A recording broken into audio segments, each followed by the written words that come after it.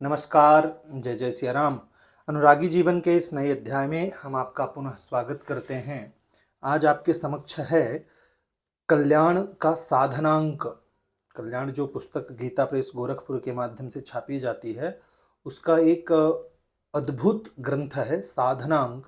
साधना के विषय में बताया गया है। जब हम ग्रंथों का परिचय करा रहे थे आपको, तब भी हमने इसके विषय में थोड़ा सा बताया था कि गुप्त साधनाओं के विषय में बताया गया है। साधना के ऊपर विशेष आलेख इसमें बताए गए हैं। तो इस ग्रंथ के लिए सबसे ज़्यादा कमेंट आया था कि आप साधनांक के विषय में जो है एक विशेष जो है वीडियो बनाइए, क्योंकि हम किसी भी ग्रंथ पर तब वीडियो बनाते हैं जब हम उस ग्रंथ को अच्छी तरह से पूरी तरह से पढ़ लेते हैं। अगर हमने उस ग्रंथ को पढ़ा नहीं है तो हम उस ग्रंथ के विषय में वीडियो नहीं बनाते हैं। कुछ समय पहले ही हमारे इस ग्रंथ का अध्ययन का कार्य पूरा हुआ, स्वाध्याय पूरा हो चुका है।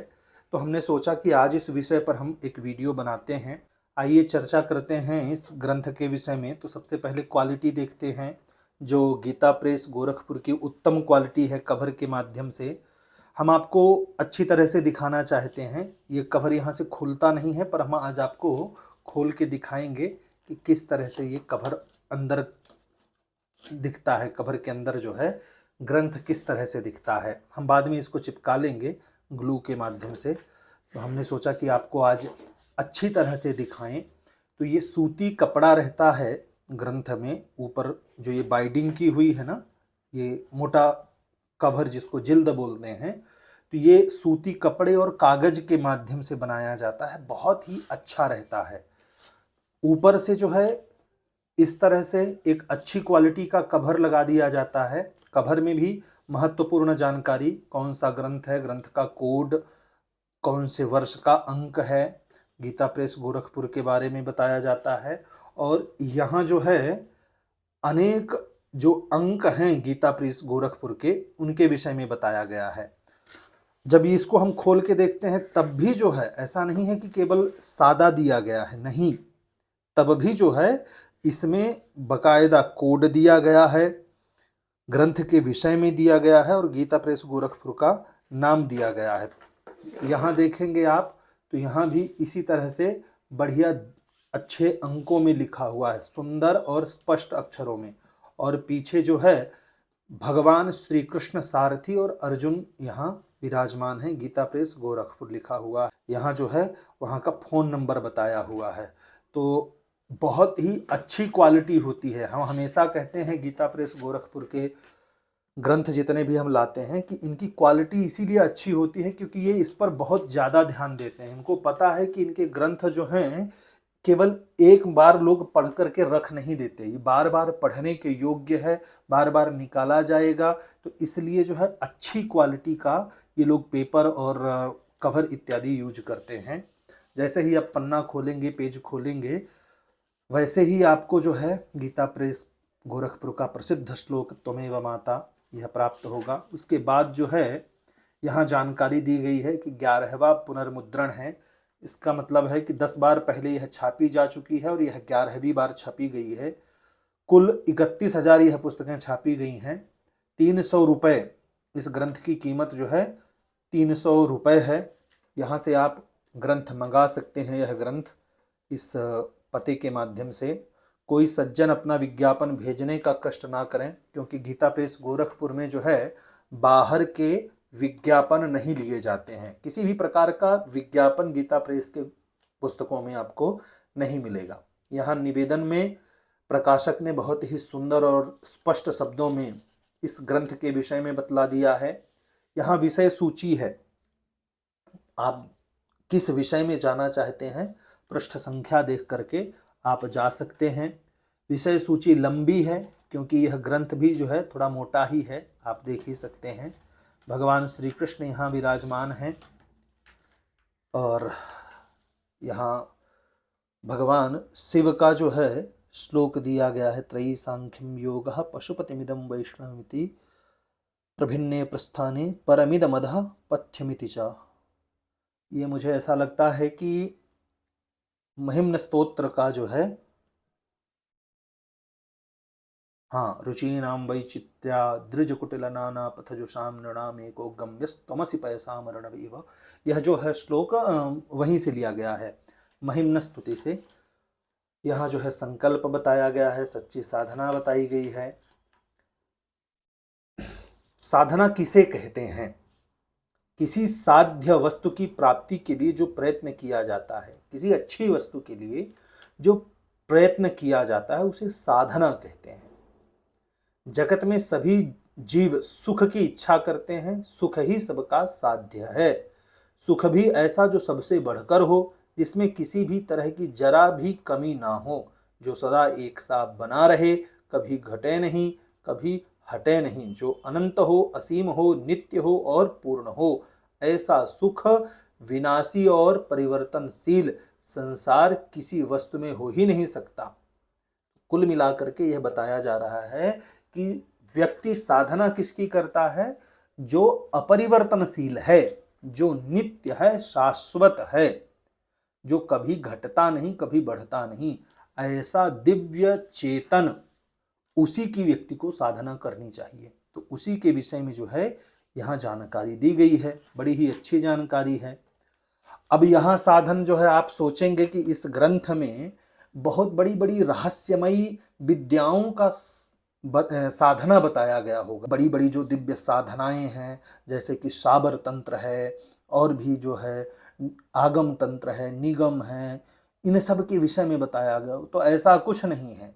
आपको यह ग्रंथ जो है झुठला देने वाला है। आपकी जितनी भी अपेक्षाएं हैं इस ग्रंथ से, वह सब अपेक्षाओं को यह झुठला देने वाला ग्रंथ है।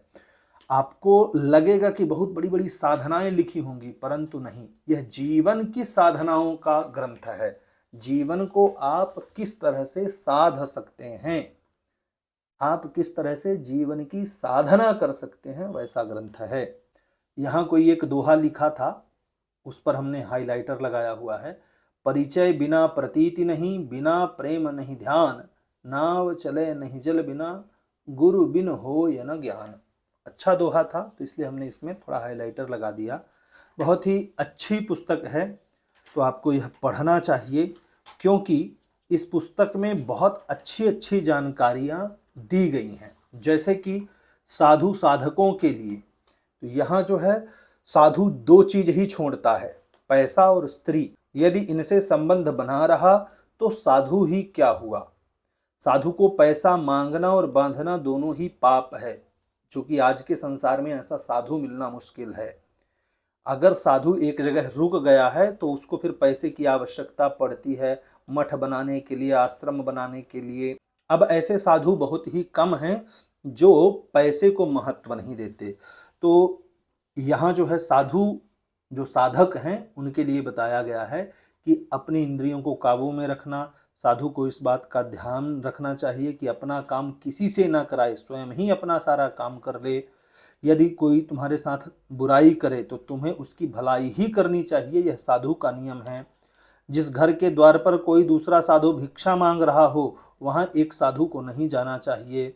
विरक्त साधु को चाहिए कि गुदड़ी अर्थात बिछाने का एक चद्दर, दो कौपीन, कौपीन का अर्थ होता है लंगोट, एक झोली जिसमें यह सारा सामान रखा जा सके, एक जलपात्र के सिवाय एक इलायची भी अपने पास ना रखे।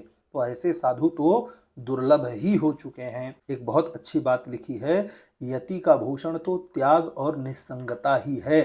वास्तव में वही यति है जो त्याग करता रहता है। तो इस तरह से साधु साधक के विषय में बताया गया है। यहाँ भगवान श्री कृष्ण की बहुत ही सुंदर छवि है, यहाँ भगवान शिव की है, यहाँ महालक्ष्मी जी की है। इसके पश्चात यहाँ भगवान के जो 24 अवतार हुए हैं उनकी है, सूरदास जी और भगवान कृष्ण हैं। यहाँ जो है देवी सरस्वती हैं, यहाँ भगवान सूर्य हैं। गृहस्थों के लिए साधारण नियम कौन कौन से हैं? प्रातःकाल उठना चाहिए, सूर्योदय से पहले ही भगवान का स्मरण करना चाहिए, शौच स्नान आदि से निवृत्त होकर के भगवान की उपासना, संध्या, तर्पण आदि करना चाहिए। तो इस तरह से साधारण साधना लिखी गई है, इसको भी पढ़ना चाहिए और इसमें से कम आधा अपने जीवन में उतारना चाहिए, कम से कम। इसी तरह से अगर हम आगे बढ़ते जाएंगे तो साधन संबंधी यहाँ प्रश्नोत्तर लिए गए हैं कि किस तरह से आप जो है साधन कर सकते हैं। संकीर्तन प्रेमियों के प्रति जो है यहाँ संकीर्तन भी एक प्रकार की साधना है, तो उस विषय में यहाँ जो है बताया गया है कि भाव शुद्धि होनी चाहिए, संकीर्तन में आचार शुद्धि होनी चाहिए, शारीरिक शुद्धि होनी चाहिए। आजकल लोग जो है शुद्धि अशुद्धि का तो ध्यान ही नहीं देते हैं। यहाँ एक बहुत अच्छी बात लिखी है, इसलिए हमने हाइलाइटर लगा दिया है। प्रेम साधना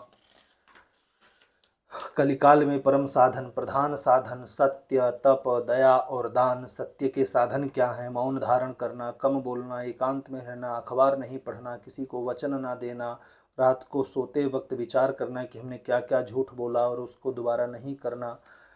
तप के साधन क्या है? तो योगाभ्यास और भजन है, योग की क्रिया है। भजन किस प्रकार से करना चाहिए? माला से करना चाहिए ना। तो माला के विषय में बताया गया है कि किस तरह से आप माला जप कर सकते हैं। जप कहाँ से कर सकते हैं? तो कंठ से कर सकते हैं, जिह्वा से कर सकते हैं, कंठ से, हृदय से, नाभि से। जप में कौन कौन सी बातों का पालन करना चाहिए? भोजन एक समय करना चाहिए, नींद थोड़ी लेना चाहिए, एकांतवास करना चाहिए। इस तरह से बहुत अच्छी प्रधान साधना जो गृहस्थ व्यक्ति को चाहिए, किस तरह से गृहस्थ व्यक्ति करे, तो आप इस ग्रंथ को पढ़िए, यहाँ बहुत बढ़िया बातें बताई गई। दया के साधन, दान के साधन, जिह्वा के साधन, समय के साधन, नियम, उपवास, अद्वैत, बहुत अच्छी अच्छी जानकारी है। तो आप इस ग्रंथ को अवश्य पढ़िए। हम जानते हैं कि आपने जो है बहुत दिव्य दिव्य साधनाओं के विषय में ही सोच लिया होगा, परंतु इसमें वैसी साधनाएं नहीं बताई गई हैं कि आप जो है ये साधना कीजिए, डाकनी की, शाकनी की, तंत्र की, यह सब कुछ इसमें नहीं बताया गया है। इसमें गृहस्थियों को किस तरह से साधना करनी चाहिए, साधु को, यति को किस तरह से, ब्राह्मण को, क्षत्रिय को, वैश्य को, शूद्र को किस तरह से साधना करनी चाहिए, कौन साधना के योग्य है, कौन नहीं है, यह सब जानकारी इसमें दी गई है। कीर्तन का वर्णन दिया गया है, किस तरह से कीर्तन साधना की जानी चाहिए, बहुत अच्छी जानकारी जो है यहाँ दी गई है। मोक्ष का श्रेष्ठ साधन क्या है, इनमें ये पूरा ग्रंथ हमने जो है आद्योपांत तक पढ़ा हुआ है, शुरू से लेकर के अंत तक हमने इसको बढ़िया से, काफ़ी समय लगता है, ऐसा नहीं कि एक दिन में हमने पढ़ लिया है। इनको पढ़ने के लिए 9-9, 10-10 दिन लगते हैं और 3-3 घंटा, 4-4 घंटा बैठना पड़ता है। किसी एक पैराग्राफ को पढ़ने के लिए, किसी एक आलेख को पढ़ने के लिए बहुत समय देना पड़ता है, क्योंकि किस आलेख में क्या बात लिखी है, जब तक हम पढ़ेंगे नहीं तब तक हम आपको बताएंगे नहीं, बता ही नहीं पाएंगे। तो इसलिए जो है हम इसको बढ़िया अच्छे तरीके से पहले पढ़े हैं। बहुत अच्छी जानकारियां हैं इनमें भी, बीच बीच में बहुत अच्छी और समझने योग्य जानकारियां हैं। हम आपको ऐसे वीडियो के माध्यम से बता पाना हमारे लिए बड़ा कठिन है। आप पढ़ेंगे तो आपको बढ़िया समझ में आएगा। जैसे साधन भक्ति के 64 अंग कौन कौन से हैं, श्री गुरु चरणों का आश्रय लेना, भगवान के मंत्र की दीक्षा लेना, गुरु के चरणों में विश्वास रखना, इष्ट मंत्र का जाप करना, भगवान से प्रार्थना करना, प्रभु में दृढ़ विश्वास रखना, इस तरह से 64 जो हैं भक्ति के साधन बताए गए हैं। साधना में 4 चीज़ें सहायक होती हैं। पहला है शास्त्र, शास्त्र के बाद आपका उत्साह, आप जितना उत्साहित रहेंगे। फिर है गुरु, गुरु भी आपको जो है साधना में सहायक होता है। उसके बाद काल अर्थात समय, समय भी जो है बड़ा सहायक होता है। तो इन सब विषयों पर विशेष भाव और चर्चा दी गई है, उसे आपको पढ़ना चाहिए और अपने जीवन को साधना में अभ्यस्त करना चाहिए। यहाँ आता है कुछ रहस्य, जैसे शक्तिपात का रहस्य है, ये हम आपको इसके वीडियो के माध्यम से नहीं बता पाएंगे, आपको स्वयं पढ़ना पड़ेगा, तब जाकर के शक्तिपात रहस्य को आप समझ पाएंगे। आगे ऐसे बढ़ते जाएंगे तो महापापी के उद्धार का परम साधन क्या है, नवधा भक्ति सामान्य और विशेष रूप से निरूपण किया गया है। तो श्रवण, पहले तो उसका बताया गया है कि श्रवण में कैसे करना चाहिए श्रवण, फिर कीर्तन कैसे करना चाहिए, फिर स्मरण कैसे करना चाहिए, पाद सेवन क्या है, अर्चन क्या है, वंदन क्या है, दास्य क्या है, और यहाँ सख्य भाव क्या है, आत्मनिवेदन भाव क्या है। तो आवश्यक साधन यहाँ भी कुछ विशेष जानकारी है। अब आपको यहाँ ऐसे पढ़ के बताएंगे तो काफ़ी समय निकल जाएगा, इसलिए आप इस ग्रंथ को स्वयं भी पढ़िए तो आपको जो है बहुत अच्छी जानकारी इसमें प्राप्त होने वाली है। कुछ और भी उपयोगी साधन हैं, ब्रह्म की उपासना इत्यादि, निस्वार्थ कर्म साधना इत्यादि, सेवा साधन है, पंच महायज्ञ की साधना है। पंच महायज्ञ कौन कौन से हैं? तो अध्यापनम ब्रह्मयज्ञ, पितृयज्ञस्तु तर्पणम, होमो दैवो बलिर्भूतो, नृयज्ञो तिथि पूजनम। ब्रह्मयज्ञ अर्थात ऋषि यज्ञ, पितृयज्ञ, देवयज्ञ, भूतयज्ञ और मनुष्य यज्ञ, तो 5 महायज्ञ बताए गए हैं। तो पितृयज्ञ में क्या किया जाता है, देव यज्ञ में क्या किया जाता है, यह सब जो है बढ़िया जानकारी यहाँ दी गई है। यहाँ जो है एक बहुत ही अच्छी बात लिखी गई है, एक लाइन में ही है। सबसे पहली साधना, सबसे पहले मनुष्य को मनुष्य बनने के लिए साधना करनी चाहिए। ये हमारे लिए एक कह सकते हैं आप कि बड़ा जोरदार तमाचा है हमारे चेहरे पर कि आप साधना खोजने आए हैं। आप पहले मनुष्य तो बनिए, जब आप मनुष्य बनेंगे तब तो आप पहले मनुष्य बनने की साधना कीजिए, मानव बनिए पहले। जैसे यहाँ योग चतुष्टय के विषय में बताया गया है, मंत्र योग है, हठ योग है, लय योग है, राज योग है, गूढ़ तत्व हैं, पढ़ना पड़ेगा आपको। यहाँ प्रमाण सहित लिखा हुआ है, आप देख रहे हैं ना, यहाँ श्लोक है, फिर हिंदी का अर्थ भी बताया गया है, यहाँ सब एकदम बढ़िया बताया गया है। तो आपको ये पढ़ना पड़ेगा, स्वयं पढ़ना पड़ेगा। साधना का मनोवैज्ञानिक आधार क्या है? पाश्चात्य संस्कृति में भी साधना की जाती है, उस विषय में भी बताया गया है। मोक्ष का मुख्य साधन क्या है? तो भक्ति है, भक्ति कैसे करना है उस विषय में बताया गया है। इसके अलावा भगवान के संबंध में साधन का सामर्थ्य क्या है, मधुर रस की साधना, ये आलेख हैं, बहुत अच्छे आलेख हैं, इनको पढ़ना चाहिए और इनसे ज्ञान लेना चाहिए। संस्कारों की साधना, संस्कार जो हमारे शास्त्रों में बताए गए हैं, उन संस्कारों की साधना जो है कैसे होनी चाहिए जीवन में, गर्भाधान से लेकर के अंतिम जो संस्कार है, तो उस विषय में जो है बहुत अच्छा आलेख है। तो बीच में हमने हाइलाइटर से लगा दिया है क्योंकि हमको ये आवश्यक है, इसके लिए हमने वो लगा दिया है, ताकि अगर कभी हम पढ़ें तो पहली नज़र हमारी उसी पर पड़े। तो आप भी इसी तरह से स्वाध्याय कर सकते हैं। स्वाध्याय के लिए बहुत किसी की आवश्यकता नहीं होती है। अगर कोई बात जो है समझ में नहीं आती तो आपको जो है उसको 2 बार पढ़ना चाहिए, 3 बार पढ़ना चाहिए, 4 बार पढ़ना चाहिए। जब आप पढ़ते रहेंगे तो वो आपको अच्छे से समझ में आ जाएगा। यहाँ जो है बहुत ही अच्छे अच्छे बीच बीच में बताए गए हैं, सद्गुरु और शिष्य, दीक्षा और अनुशासन, दीक्षा क्यों जरूरी है और दीक्षा करने के बाद किस अनुशासन का पालन करना चाहिए, भूत शुद्धि क्या है, अपने शरीर में किस प्रकार की शुद्धि होनी चाहिए, किसी भी मंत्र का अनुष्ठान जो है, मंत्र के अनुष्ठान में मंत्र के अनुष्ठान में योग्य स्थान की बड़ी महत्ता है, भोजन की पवित्रता होनी चाहिए।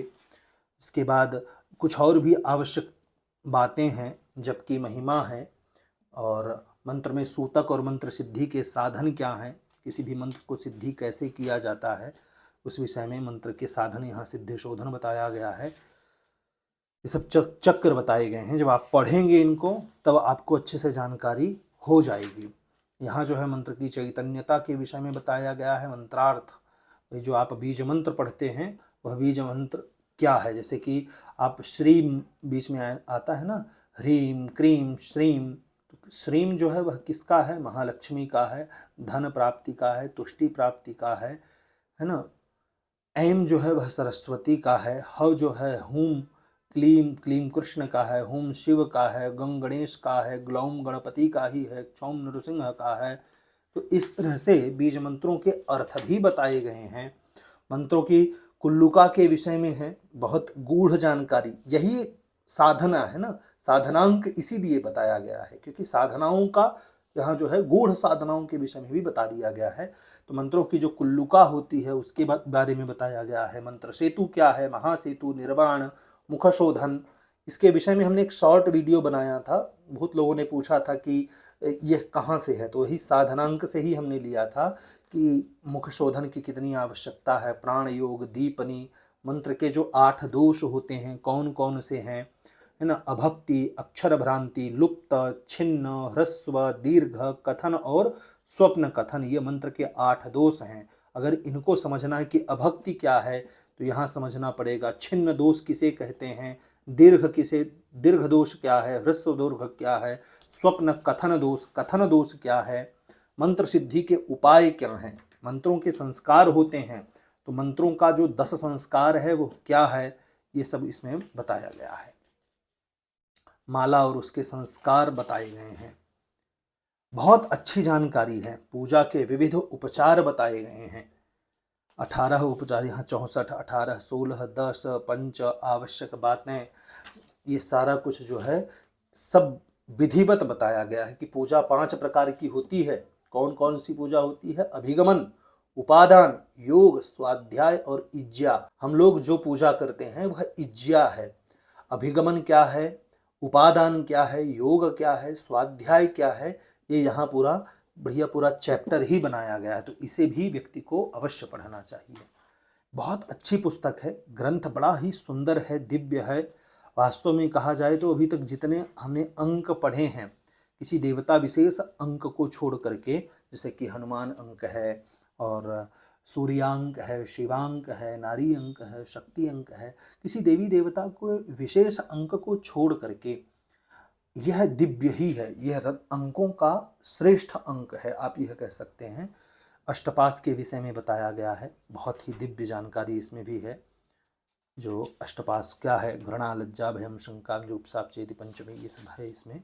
साधकों की कुछ दैनिक कृत्य, नित्य नियम क्या होने चाहिए, निद्रा का त्याग होना चाहिए, स्नान की विधि होनी चाहिए, वस्त्र का धारण, यह बड़ा महत्व है आपकी साधना में, तिलक धारण, संध्या, यह भी बड़ा महत्वपूर्ण है। तो बहुत अच्छी जानकारी इसमें जो है बताई गई है। जो भी व्यक्ति साधना करना चाहता है, चाहे वह प्रेम की साधना हो, रस की साधना हो, मंत्र की साधना हो, स्वभाव की साधना हो, उस व्यक्ति को इस ग्रंथ को अवश्य पढ़ना चाहिए। साधक, साधना और साध्य का संबंध ये जानना है।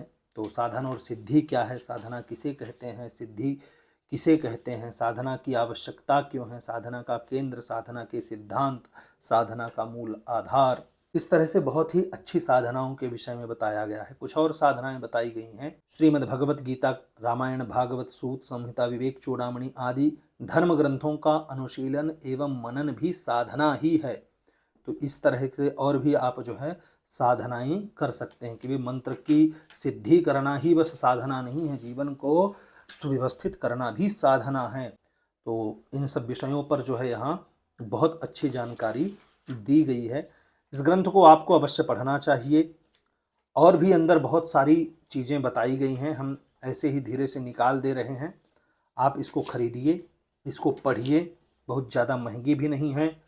पढ़ने में आपको समय अवश्य लग जाएगा, पर उस समय आपको बराबर से देना है। अगर समझ में ना आए तो दोबारा से पढ़ना है, फिर भी समझ ना आए तो किसी वरिष्ठ व्यक्ति जो शब्दों का जानकार है उससे आपको सहायता लेनी है। आप जो है इस ग्रंथ को अवश्य खरीदिए, लोगों को भी पढ़ाइए, स्वयं भी पढ़िए, क्योंकि यह एक ऐसा ग्रंथ है कि जब तक आप इसको पढ़ेंगे नहीं तब तक आप इसको अच्छे से समझ नहीं पाएंगे। और इसके बाद ऐसा नहीं है कि केवल हमारे धर्म में ही साधना को ही महत्व दिया गया है, अन्यान्य धर्मों में भी साधना है। यहाँ षटकर्म, जो 6 कर्म बताए जाते हैं, त्राटक इत्यादि यहाँ है ना, धौति, वस्ति, नेति, नौली, कपालभाति, त्राटक, इनको षटकर्म कहा जाता है। तो षटकर्म की साधना, उसके विषय में भी बताया गया है। बौद्धों की साधना, बौद्ध लोग भी साधना करते हैं तो उसके विषय में भी जो है बताया गया है। जैन संप्रदाय के साधन, जैन संप्रदाय में भी किस प्रकार से साधक हुए हैं, क्या साधना करते हैं, किस तरह से जैन संप्रदाय करता है, तो उस विषय पर भी आपको बताया गया है। कुल मिलाकर साधनाओं से संबंधित आपको जो जानकारी चाहिए वह सब कुछ इसमें प्राप्त हो जाएगी। नवग्रह की उपासना है, नवग्रह की जो साधना है वह आप किस तरह से कर सकते हैं, तो उस विषय में जो है पूरी बृहद जानकारी दी गई है।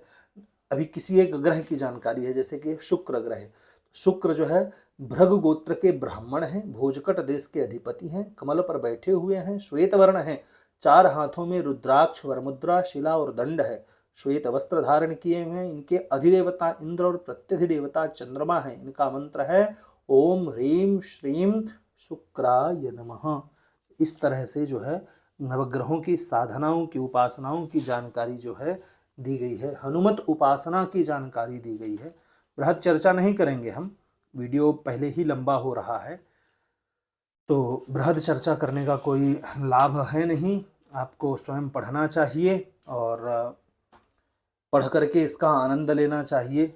यहाँ जो है और भी अच्छी अच्छी जानकारी दी गई हैं, तो इस ग्रंथ को आपको अवश्य पढ़ना है। इस ग्रंथ को आप खरीदिए, इस ग्रंथ को पढ़िए और पढ़ने के बाद दूसरों को भी इस ग्रंथ को पढ़ने के लिए प्रेरित कीजिए। कुल 300 रुपये का यह ग्रंथ है। कहाँ से लेना है, तो ये कुरियर और डाक से मंगवा सकते हैं आप, गीता प्रेस गोरखपुर से। उनका फ़ोन नंबर भी दिया गया है, वेबसाइट का लिंक भी दिया गया है, तो वहाँ से आप जो है यह पुस्तक खरीदिए, यह ग्रंथ खरीदिए और इसको स्वयं पढ़िए। कुछ साधनाओं के विषय में अच्छी जानकारी दी गई है, तो उसे आप अपने जीवन में उतारिए। आशा करते हैं कि यह जानकारी आपको पसंद आई होगी, यह वीडियो पसंद आया होगा। वीडियो पसंद आने पर वीडियो को लाइक करें, चैनल को सब्सक्राइब नहीं किया है तो चैनल को सब्सक्राइब करें। मन के भाव को नीचे कमेंट बॉक्स के माध्यम से आप हमें अवश्य बताएं। यह वीडियो देखने के लिए आपका बहुत बहुत धन्यवाद।